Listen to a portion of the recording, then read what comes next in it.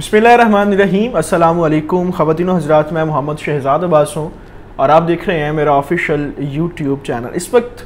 कुछ मुल्की और कुछ गैर मुल्की इंटरनेशनल ख़बरें आपके सामने शेयर करनी है जिनका डायरेक्टली और इनडायरेक्टली पाकिस्तान के रिलेशंस और अफेयर्स के साथ पॉलिटिकली ताल्लुक़ है। कुछ ख़बरें जो हैं वो आज सुबह से और कल रात से गर्दिश कर रही हैं, जिनमें सर फहरिस्त इस वक्त जो पाकिस्तान के अंदर ख़बरें हैं वो जो ट्राइका प्लस कॉन्फ्रेंस थी पाकिस्तान और अफ़गानिस्तान के हवाले से, उस हवाले से हैं। और फिर इसी से मुंसलिक पाकिस्तान के अंदर इस वक्त जो वाक़यात रूनुमा हुए हैं, यानी आज सुबह जो दो ब्लास्ट हुए उस हवाले से ख़बरें गर्दिश कर रही हैं। और फिर इसी हवाले से ट्राइका प्लस कॉन्फ्रेंस के हवाले से ही अफ़गानिस्तान के हवाले से भी जो है वो कुछ अच्छी ख़बरें हमारे सामने नहीं हैं। तो इसके ऊपर जो है वो 2 से 3 जो ख़बरें इस वक्त अहम है वो आपके सामने रखनी है। और फिर इसके अलावा कुछ इंटरनेशनल ख़बरें इस वक्त ज़रूरी हैं जो आपको बताना बड़ा मैं समझता हूँ कि ज़रूरी हैं। एक तो ख़बर ये है कि बड़े अरसे से, बल्कि बड़े अरसे से नहीं, शुरू से ही जब से गल्फ़ टूटा, सऊदी अरेबिया टूटा और जो अरब ममालिक हैं वो UAE हो, वो सऊदी अरेबिया हो, वो दूसरे ममालिक हों, ये जब से तश्कील हुए, जब से बने, तब से ये किसी गैर मुल्की को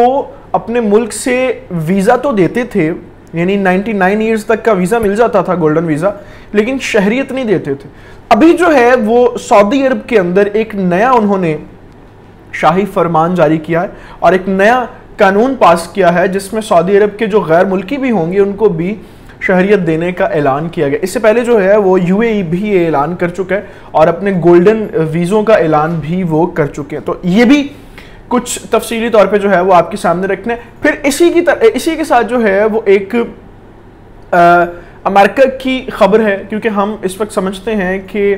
चूंकि ये ट्राइका प्लस के अंदर भी अमेरिका और चीन यहाँ पे मौजूद था, तो ये खबर इसलिए भी ज़रूरी है। अमेरिका जो है वो इस वक्त इतराफ़ कर चुका है और बाज़ाब्ता तौर पे इतराफ़ कर चुका है कि चीन जो है उसने अफ़गानिस्तान के हवाले से जो मस्बत किरदार है और जो मस्बत उसने प्ले वहाँ पे किया है वो बड़ा काबिल तारीफ़ है और उस किरदार को मानना इस वक्त हमारे लिए भी ज़रूरी हो चुका है। अब इस बात का भी क्या मतलब है वो भी आपके सामने जो है वो इस वक्त खोल के रखना बड़ा ज़रूरी है। देखिए, चीन किस मौक़िफ़ के ऊपर काम कर रहा है, चीन किस मौक़िफ़ के ऊपर अफ़गानिस्तान के अंदर जो है वो अमल दरामद कर रहा है। बिलखसूस पाकिस्तान का जो मौक़िफ़ है वही चीन का मौक़िफ़ है। और पाकिस्तान चीन का मौक़िफ़ बेसिकली है क्या,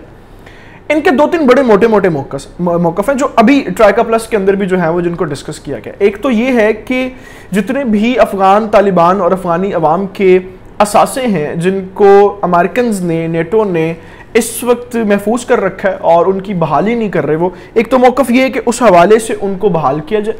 और उनकी जो अपनी प्रॉपर्टीज़ हैं, उनके जो अपने असासे हैं, अपना जो रुपया पैसा है और अपने मुल्क के अंदर उनके जो मादनियात निकलती हैं उनको बहाली की जाए। और इस हवाले से अफ़गान तालिबान के जो तर्जुमान हैं ज़बीहुल्लाह मुजाहिद, उन्होंने बारहा मरतबा ये कह दिया है कि अगर हमारे असासे ही सिर्फ आप बहाल कर दें तो हमें किसी मुल्क से अमदाद की ज़रूरत नहीं पड़ेगी और किसी भी मुल्क को जो है वो हमारी मुश्किलात जो हैं, आम अफ़गान जो हैं अवाम वहाँ पे उनकी मुश्किलात का उनको परेशानी नहीं आने देंगे हम, सिर्फ़ और सिर्फ आप हमारे एहसास से। और पाकिस्तान चीन का यही मौक़िफ़ है कि आप किसी भी तरीके से, किसी भी कानून से, आप कोई किसी आइनी हक से ये नहीं कर सकते कि आप उनके असासे जो हैं उनको बहाल ना करें और आप उनके ऊपर जो है वो पाबंदियाँ लगा दें। एक तो मौक़िफ़ ये है जिसकी हम भी खुली तायद करते हैं। तो अगर चीन के मौक़िफ़ की तारीफ़ है तो इसका मतलब है कि ये वही तारीफ़ है जो पाकिस्तान के मौक़िफ़ की इस वक्त तारीफ़ हो रही है। फिर इसके साथ दूसरी बात जो अमेरिका डिमांड भी करता है और पाकिस्तान चीन वो बात करते भी हैं, यानी अमेरिका डिमांड ये करता है कि आपकी सरजमीन जो है वो दहशतगर्दों के लिए इस्तेमाल, और पाकिस्तान चीन का भी यही मौक़िफ़ है कि आपकी सरजमीन जो है वो किसी तरह की भी दहशतगर्द जमात, किसी तरह के भी दहशतगर्द ग्रोह के लिए इस्तेमाल ना हो, वो दाइश हो, ISIS हो, कोई भी किसी तरीके से भी जो है वो वहाँ पे कोई ऐसा ग्रोह ना बन सके जो खित्ते के अंदर दहशत गर्दी जो है। और पाकिस्तान और चीन भी इस चीज़ को जो है वो बड़े खुले दिल से इसकी अफ़गान तालिबान को, मेरा ख्याल है जितना पाकिस्तान और चीन इसके ऊपर जोर दे के कहते हैं शायद ही कोई कहता हो। और फिर इसके साथ तीसरी जो बात की जाती है कि आप